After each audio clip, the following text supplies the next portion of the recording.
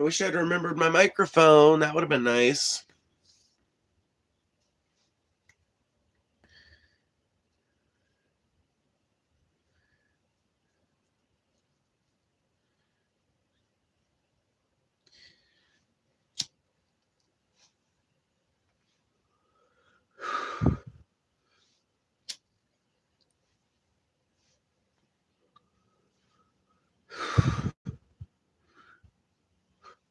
Nice, Grounded Flygon. I think it's cool that I apparently make content that is high quality enough for people to listen to after it's already been streamed. That's pretty dope.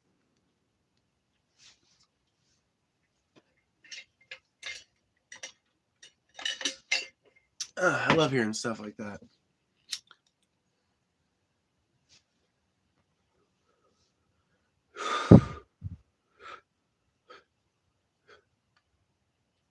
There at the end, I sound like fucking Larry King live. It's hilarious.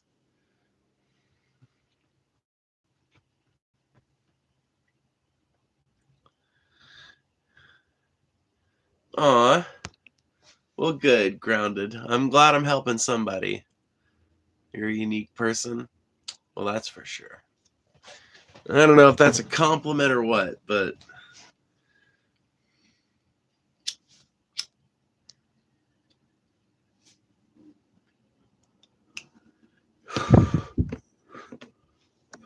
So, our lovely, dear president in exile, Barack Hussein Obama, peace be upon him, all the love and blessings of Allah upon him, has confirmed the existence of fucking aliens. Not kidding. Hispanics for Ice? Hey, I heard of a similar movement a while back. It was called Slugs for Salt. Do you know there were Jewish Nazis? Yeah, there's all kinds of wild people with wild contradictions out there. You ain't the first, kid.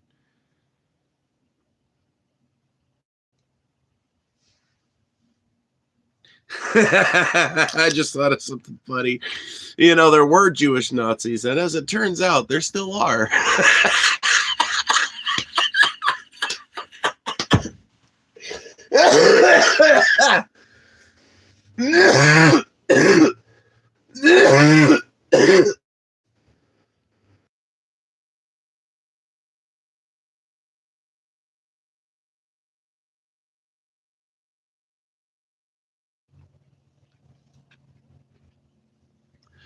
Do you think there are aliens on the Earth right now? President Obama didn't say that. And in fact, he kind of made it sound like they're not. So his exact answer, he was asked on a podcast, are there aliens? And immediately he answered yes. Didn't have to think about it. Didn't have to wonder or question, just immediately yes. And then he was like, now they're not being like held at Area 51 or anything like that. But his answer makes me think that they're probably not on the planet. But I don't know. We've never had a U.S. president. Like, there have been all kinds of people connected to the Navy or the Army or the Marines or whatever that have made this, that, or the other alien claim. But this is the first time a U.S. president has ever suggested that they might indeed be real.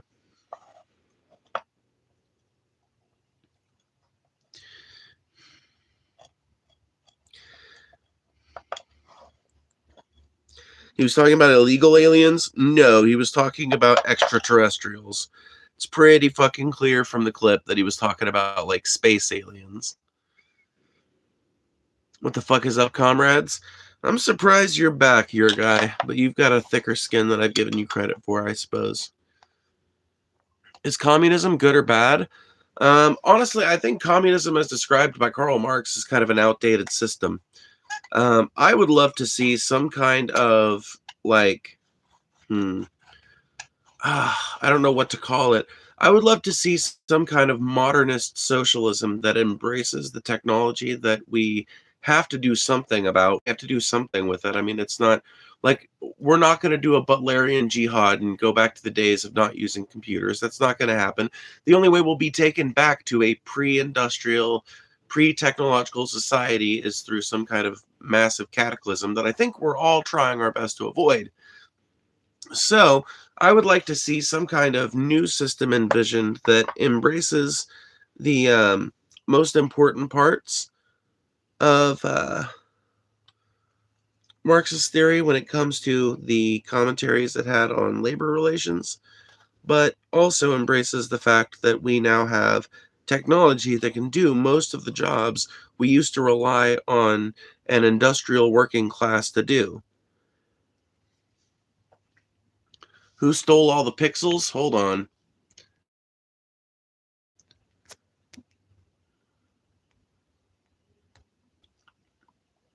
I guess my phone was just having problems. Sorry about that.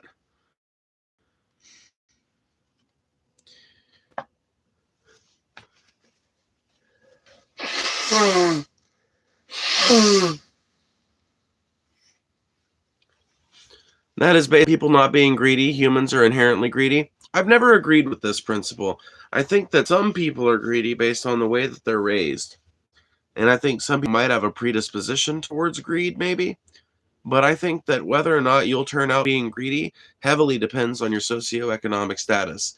There are lots of people, and this is the crazy thing, even among people who advocate for greed based political ideas like capitalism, there are tons of poor people who vote Republican, but within their internal communities, like within their internal organizations, they're very communist. Like, it's not uncommon for everybody in a little trailer park to know each other and to be on good terms with certain families and bad terms with others and have the like a kind of democratic way of coming to decisions that affect the whole community, being very willing to share amongst people in the community without the expectation of being paid back, just on the good faith that you know that they'll have your back if you need it at some point in the future.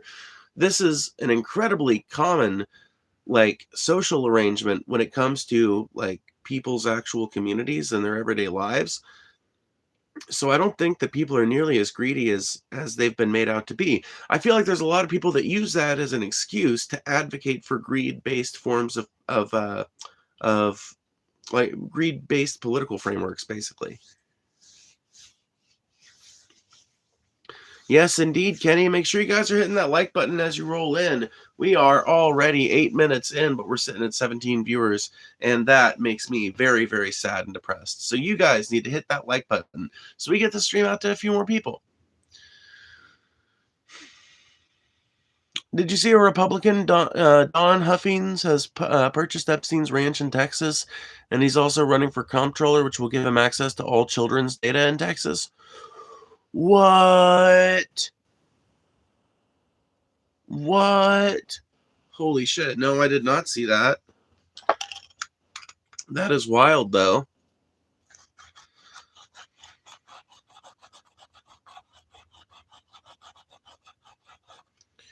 Fact check that? I mean, yeah, I'm going to have to fact check it before I, like, make any commentaries on it. That's why I just said that's wild and haven't said much else, you know? I don't know what to say about it without knowing more, but wild if true. One of those crazy if true kind of situations.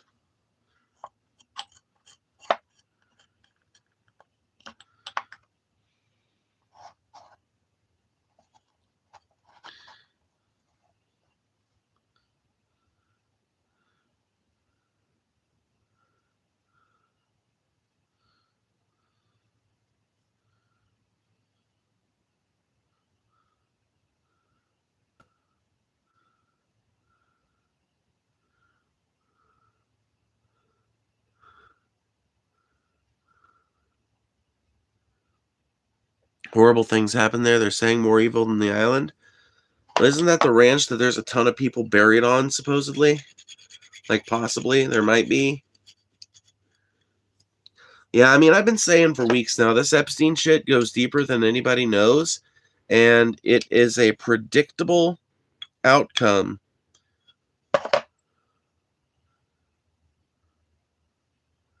of the capital system that we have. Like, any old Marxist could have told you that there was something like Epstein going on, because it's just kind of like implicit in the theory explanations for labor and class relations in a capitalist society. And it's just implicit in that documentation.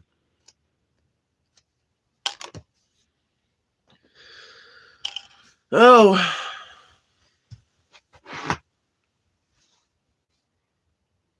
why does the algorithm hate me today?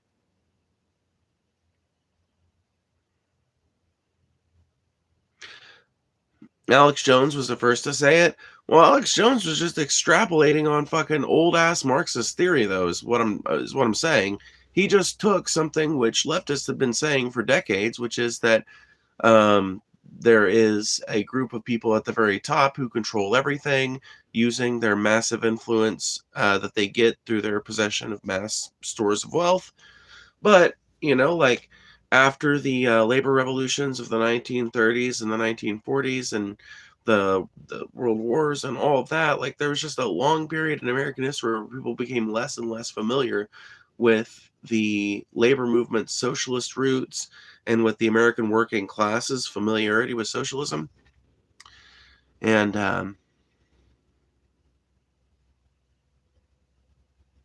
eventually it got to the point where somebody like Alex Jones could come about, make some of those same points, make them more entertaining, and use them with a broader brush. And one thing I think sucks about Alex Jones is that he used to be like very much willing to criticize anybody. He used to be willing to criticize anybody within the party, anybody within either party, I should say. And now it seems like he's pretty much just exclusively a Republican shill, which sucks. I liked Alex Jones better when he criticized the Republicans and the Democrats.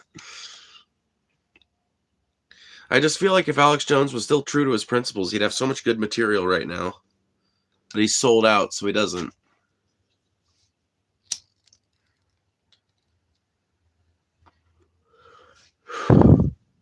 See, your guy knows. You've been watching Jones long enough to know I'm right. Jones was better when he was freaking out about the frogs being gay, and he was angry at Republicans and Democrats, okay?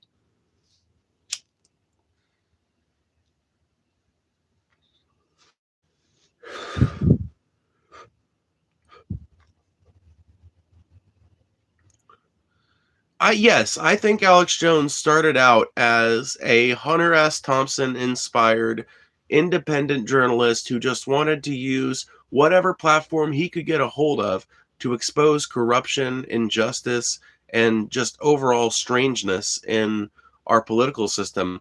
I think as he became more popular, you know what I think really did it? Maybe, possibly. I think maybe the way there is a political dynamic that happens in this country sometimes where the left will reject somebody very thoroughly, right? And it's basically all sides, or there's maybe a very small voice of dissent from within the left. But the right is willing to welcome them with open arms. And I think that process, has captured a number of political speakers and turned them from people who criticized both parties into people who only criticized one party. Now, granted, this is not me saying that the left should like immediately change tact and start accepting every Tom, Dick, and Harry that wants to fucking speak truth to power as if like we're all equally legitimate, Like I don't exactly like as egotistical as I am, I don't exactly think that I would be the best thing to put up in front of American televisions to convince people to vote for the Dems, But I do think that it's worth having a conversation about when it's happened so many times. It's like, what tactics should we take with people like Jones? Like, would it have been better if if he'd never been deplatformed and people's reaction was like, oh, well, Alex Jones, he's a long-standing critique of power systems and corruption, and sometimes he says some crazy batshit stuff and whatever. He's less harmful being allowed to spew his shit. Like, I wonder if he would have remained a little bipartisan in his criticisms.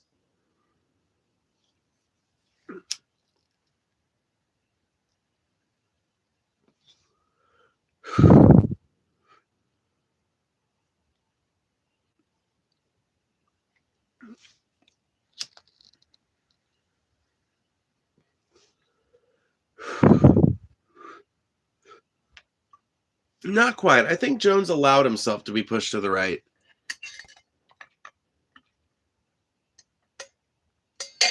I think Jones became, I think Jones in particular probably became more of a grifter when he figured out how much more money and influence he could wield by not merely being a prominent critic of power generally, but by being a partisan.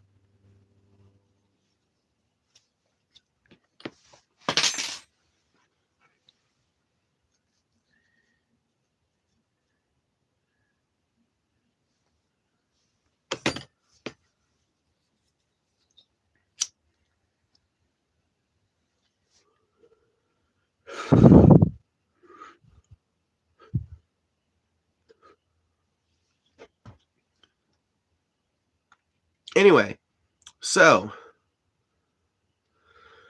do outrage cycles prevent sustained scrutiny of structural issues? Yep, 100%. Yes, 100%. Every single time one of these news cycles happens where everybody is like up in arms about a new injustice, that's part of the reason why Trump and the Trump administration keeps doing crazy shit.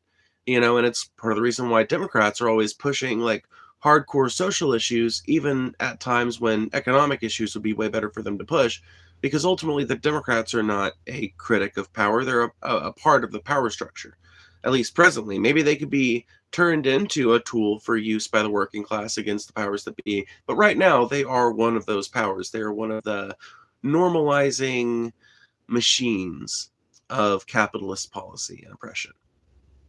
And ultimately, they can't allow any sustained structural criticism to persist among people on the left, right? Like, there's always going to be people like me that are always going to be driving home this economic message, saying that ultimately the problem in our society is not trans people in bathrooms or like Trump invading Venezuela. Even that is like a symptom of a broader system that is all that is single-mindedly focused on oppressing all of us. And it's very useful for both parties to keep your eye off the ball in that way. So it's a big motivation for Republican presidents to do these big, crazy foreign interventionism moves, and it's a big incentive for Democrats to continually push social messaging, like I said, even at times when economic messaging would be more effective. It's a great incentive for them to, like, for both parties to hyper focus on social issues just broadly. Yeah, outrage cycles are the reason why. But I'm actually working on a video script about this in a while. I haven't written much on it recently, but I need to get back to working on it. Basically outrage cycles, the 24-hour news cycle, social media, and how it's kind of preventing any forward progress here in America. And from what I can tell, it's starting to have that effect in Europe too.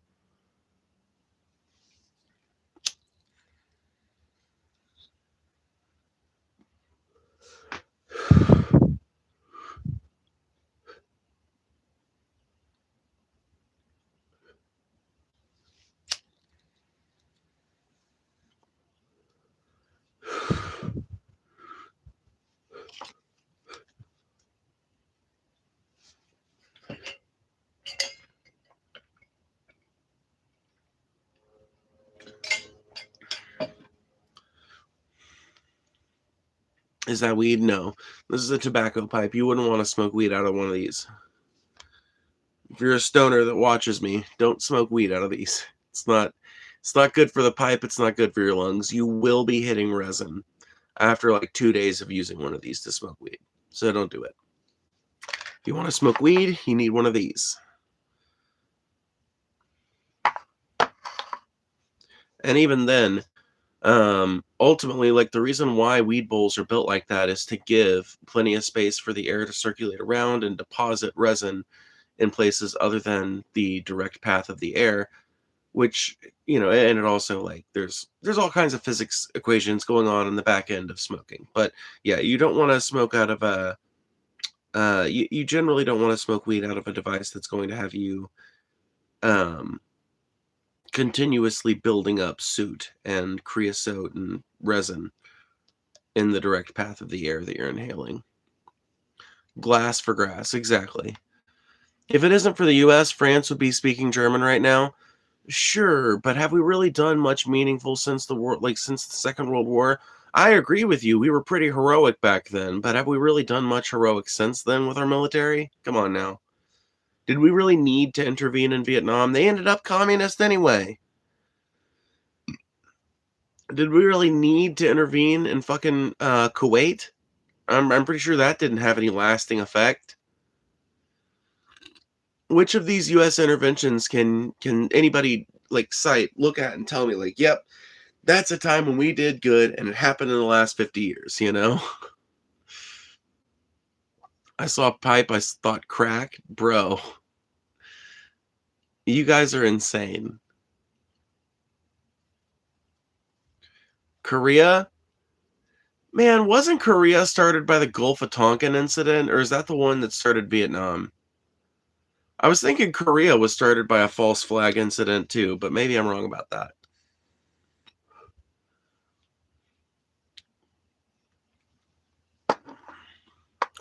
Should national identity be legally defined and enforced? I don't know.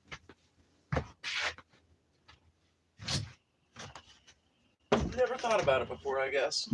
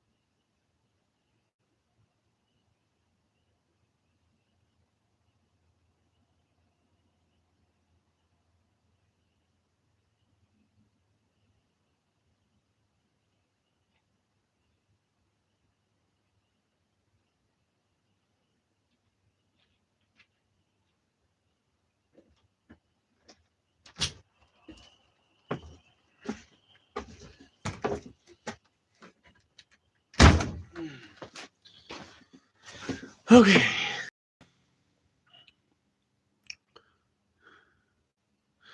Okay, I'm going to remake the stream because I don't know if it's the title or what, but I think we're having some issues. So I'm going to